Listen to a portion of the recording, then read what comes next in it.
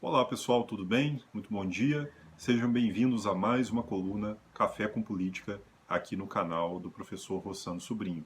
Mais uma vez, é um prazer colaborar aqui com esse espaço, falando sobre temas nacionais, questões internacionais, de economia, política, gestão pública, que tocam na vida de todos nós. Sempre aqui tomando um cafezinho da minha querida cidade Espera Feliz.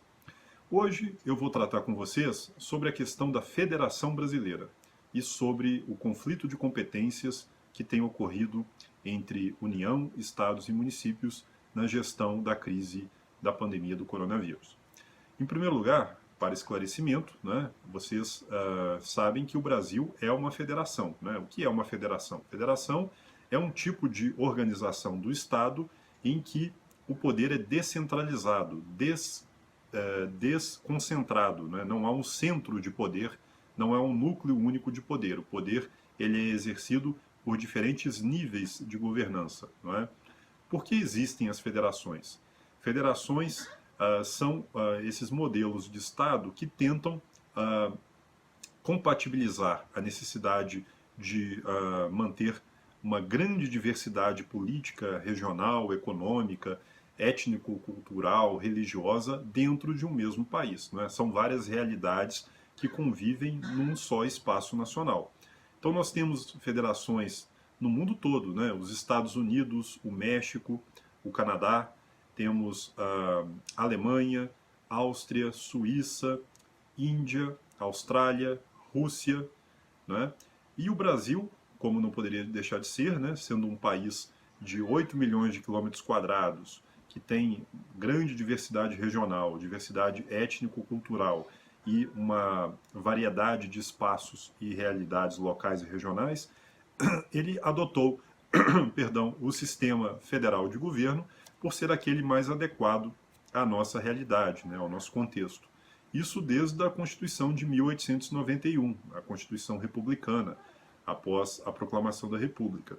E o princípio federativo tem sido reiterado nas constituições seguintes, na Constituição de 34, não foi reiterado na Constituição de 37, que é a Constituição do Estado Novo, Constituição de uma ditadura, que tentou exatamente acabar com a federação, queimando até as bandeiras dos estados, no governo Getúlio Vargas, na sua fase ditatorial, teve ali uma cerimônia fúnebre, de queimar bandeira, uma coisa de triste lembrança aí na nossa história. Na Constituição de 1946, que é a Constituição pós-Estado Novo, que reorganiza a democracia brasileira.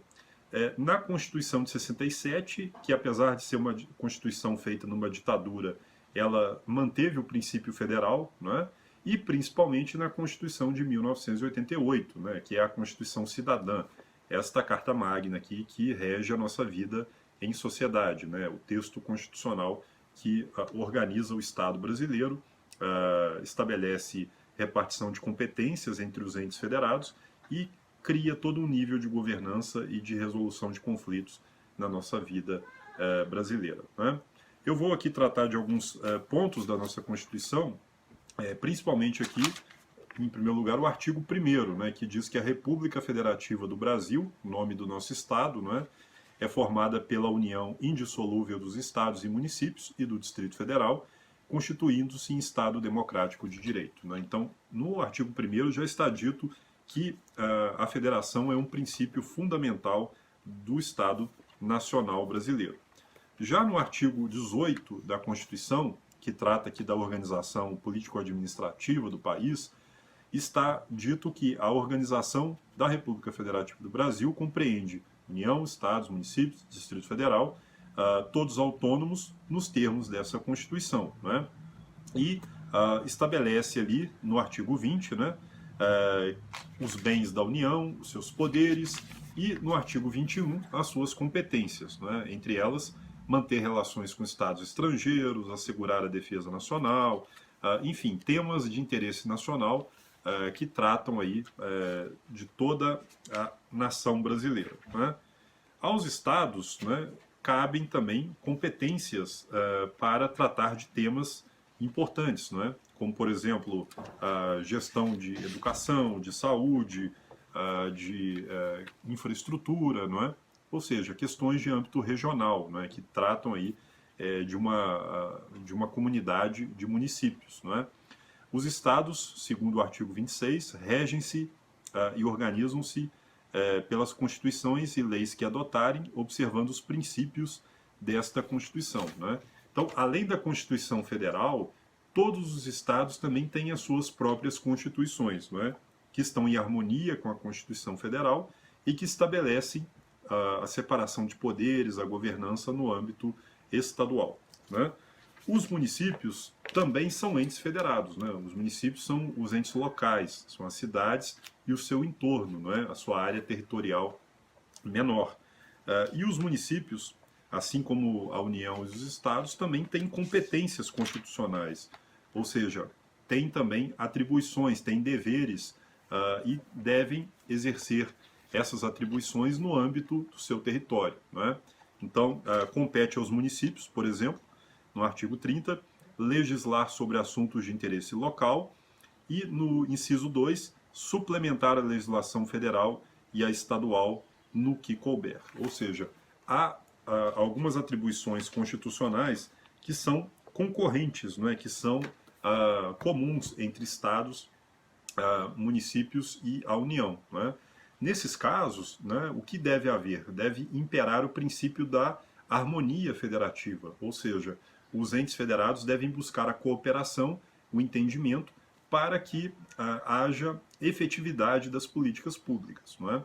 Então, sempre é necessário que, dentro de uma federação, nós tenhamos cooperação, não é?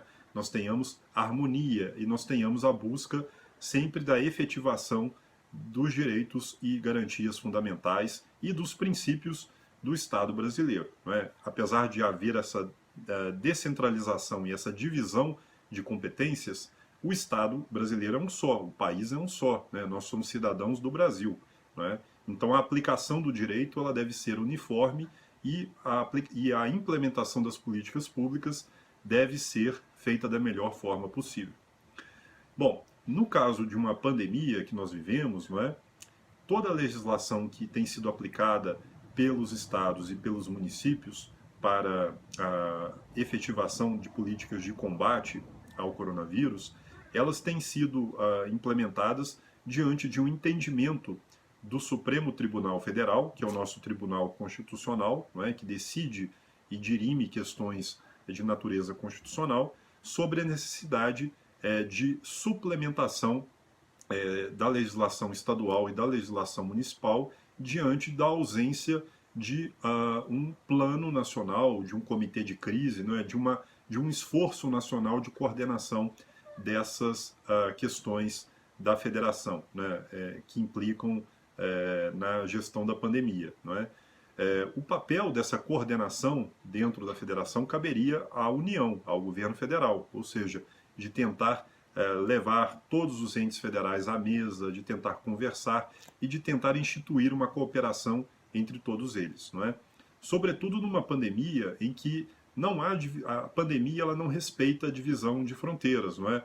Então o vírus ele não quer saber se o município termina aqui, começa ali, se o estado de Minas Gerais ou Espírito Santo, ou Rio de Janeiro e São Paulo, ou Amazonas e Pará. O vírus ele não respeita fronteiras, nem mesmo nacionais, nem mesmo internacionais.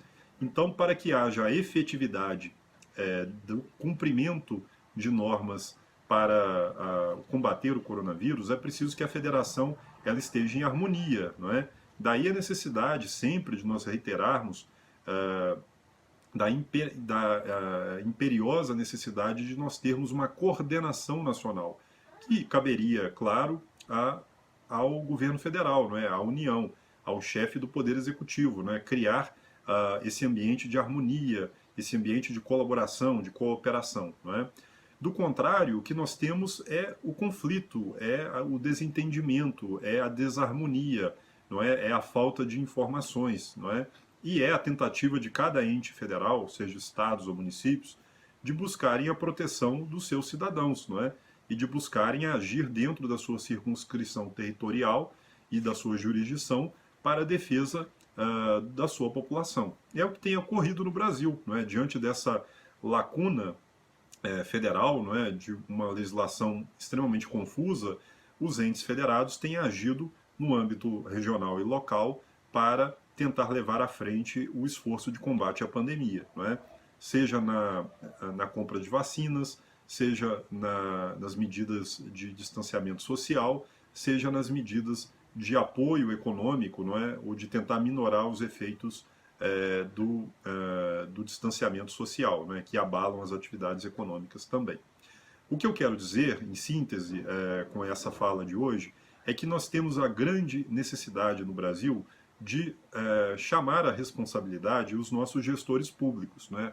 Seja prefeito, seja estado, seja governadores de estado, seja presidente da república, sejam os chefes de poderes legislativos, do poder judiciário no âmbito federal, no âmbito estadual e no âmbito municipal, além de Ministério Público, né? Todos aqueles que detêm poderes, né, e chefiam instituições para que nós caminhemos todos no mesmo rumo, não é? Não adianta haver desarmonia, haver descoordenação, se nós estamos todos vivendo no mesmo país, não é? Não existem brasileiros do lado A e do lado B. Todos nós somos membros do mesmo Estado, somos cidadãos, não é?